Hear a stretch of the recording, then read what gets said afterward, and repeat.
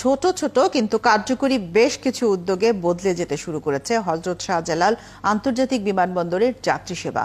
Help desk, বিনা পয়সার telephone booth, free wifi এবং সংযোজন বিমানবন্দরে সেবায় যোগ করেছে নতুন মাত্রা। এছাড়া কঠোর নজরদারির কারণে কনভেয়ার বেল্টে লাগেজ আসার সময়ও আগের চেয়ে অনেক কমে গেছে। পারভেজ রাজার রিপোর্ট। ৩ অক্টোবর বিকেলে এয়ার আরাবিয়ার একটি ফ্লাইট ল্যান্ড করেছে। ইমিগ্রেশনের আনুষ্ঠানিকতা শেষ করে যাত্রীরা তখনও এসে পৌঁছাননি, কিন্তু তার আগেই কনভেয়ার বেল্টে এসে গেছে লাগেজ, যা দেখে রীতিমতো অবাক অনেকে। জাস্ট নাও এইমাত্র আমি আসলাম, হ্যাঁ একটা পেলাম আর একটা হয়তো লোডিং এই জায়গায় আছে। বাংলাদেশ এয়ারপোর্টের সার্ভিসটা দেখে সত্যি অবাক হয়ে গেছি। এত কমপ্লেন শুনি, কিন্তু আজকে আমরা এখানে এসেই দেখি যে আমাদের লাগেজ অলরেডি চলে আসছে। 17 বছর ধরে আমি সৌদি আরব করি, আমি আসি যাই, কিন্তু এইবার যা পাইলাম আলহামদুলিল্লাহ ভালো হয়েছে। আগে তো অনেকটা সময় লাগতো, অনেকটা ঝামেলা হতো, এখন মোটামুটি ভালো। মালগুলো যখন আমরা বেল্টে আসে তখন যারা এখানে ছিল ওরা মোটামুটি ভালো সার্ভিসই দিছে, যে আসতেছে ভাই অপেক্ষা করেন বা এই বেল্টে যান, এখানে যান, না ভালো লাগলো। এইবার নিয়ে 5 বার, এই 5 বারের মধ্যে এইবারই প্রথম এরকম হইল। প্রবাসীরা বিমানবন্দরে নেমেই যে সমস্যায় পড়েন তা হলো বাইরে অপেক্ষায় থাকা, প্রিয়জনদের সাথে যোগাযোগের। এতদিন বিমানবন্দরে পৌঁছার পর আগে সিম কিনতে হতো বা বাইরে গিয়ে প্রিয়জনদের খুঁজতে হতো, কিন্তু এখন একজন যাত্রী বিনা পয়সায় টেলিফোন করতে পারছেন। এজন্য আগমনী টার্মিনালে বসানো হয়েছে 10টি টেলিফোন বুথ। খুশি হয়েছি, কারণ অনেক হয়রানি হইতেছে আগের বার। যেরকম বাইরে বের হয়ে কথা বলতে গেলে ডলার চায়, ফোন দিতে চায় না, টাকা চায়, আবার অনেক বাটপারও আছে বাইরে, মানে হয়রানি হয়েছি। এখন অনেকটা খুশি হয়েছি, কারণ সবকিছুই ঠিকঠাক, মালও পাইছি তাড়াতাড়ি, আর ফোনও দিতে পারছি। অবশ্যই আমাদের বহুত উপকার লাগবে, কারণ অনেক লোক আসলে দেখা যায় সিম আপনার বন্ধ থাকে, কল করতে পারে না, তো এখান থেকে বড় উপকৃত হবে লোক। সিম থাকে না, ফোন দিতে পারে না, ইয়ারফোন টাকায় নিতে হয়, তার জন্য এটা অনেক ভালো সুবিধা হয়েছে। যারা প্রথমবারের মতো দেশের বাইরে যাচ্ছেন, বিমানবন্দরের অনেক প্রক্রিয়াই তাদের অজানা। বিশেষ করে আমাদের রেমিটেন্স যোদ্ধারা বিমানবন্দরে এসে খেই হারিয়ে ফেলেন।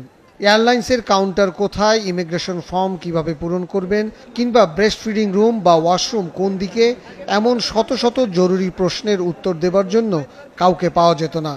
এখন টার্মিনালে ঢুকলেই চোখে পড়বে একাধিক হেল্প ডেস্ক, যেখানে রাত দিন 24 ঘন্টা কাজ করছেন 54 জন কর্মী। আমার ফ্লাইট কটায়, আমার বোর্ডিং পাস কখন লাগবে, সবগুলো তারা এখন দেখছে। যারা নতুন ওদের জন্য তো অনেক সুবিধাজনক এই সার্ভিসটা, আর যারা রেগুলার তো ইউজ টু, কিন্তু এখন তো আমি ফার্স্ট টাইম ইউজ করছি, তো আমার জন্য অনেক হেল্পফুল। কোন কাউন্টারে যাবে এটা ওনারা বুঝতে পারে না, আমরা ওভাবেই ওনাকে বলে দেই।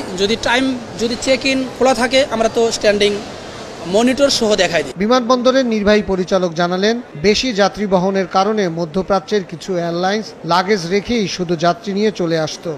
এসব এয়ারলাইন্সের বিষয়ে কঠোর ব্যবস্থা নেওয়ার কারণে সেই প্রবণতাও কমেছে। কিছু কিছু এয়ারলাইন্সের সাথে যে সমস্যাটা পেয়েছি, তাদেরকে আমরা মূলত যেটা করেছি যে তাদের কিছু কিছু রুটের কিছু ফ্লাইট আমরা সাময়িকভাবে সাসপেন্ড করেছি, এবং সাসপেনশনের পরে আমরা কিছু অরিজিন থেকে এয়ারলাইন্সের তরফ থেকে সিট রেস্ট্রিকশনও করা হয়ে গেছে।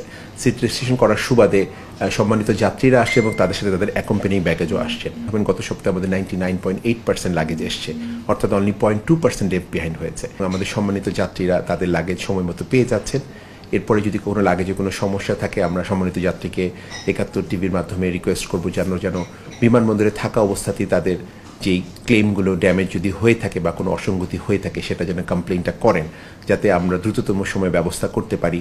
তাদের কোনো সমস্যা হয়ে থাকলে সেটা এখানে হয়েছে না অরিজিন থেকে হয়েছে, সেটাও আমরা বের করে সম্মানিত যাত্রীকে জানাতে পারবো এবং তাদের ড্যামারেজগুলো আমরা সেটেল করার জন্য এয়ারলাইন্সকে বলতে পারবো।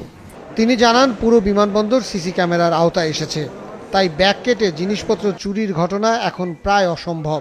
সুযোগ নেই, বিকজ আমাদের গ্রাউন্ড হ্যান্ডলিং যারা লাগেজগুলো নামাচ্ছেন, তারা সিকিউরিটি তল্লাশির মাধ্যমে বিমানে উঠেন এবং নামেন। তাদের প্রত্যেকটি কাজ, লাগেজ নামানো, লাগেজ বেল্টে দেওয়া, প্রত্যেকটি কাজ সিসিটিভির আওতাভুক্ত। আমাদের এখানে aviation security, armed police battalion এবং সকল সংস্থা যারা রয়েছেন, সিকিউরিটি সংস্থা রয়েছেন, তারা সেগুলোকে মনিটর করছেন, তারা সেটা ভিজিলেন্সে রাখছেন এবং রাখার পরেই আমরা সে কাজগুলো করে আছি।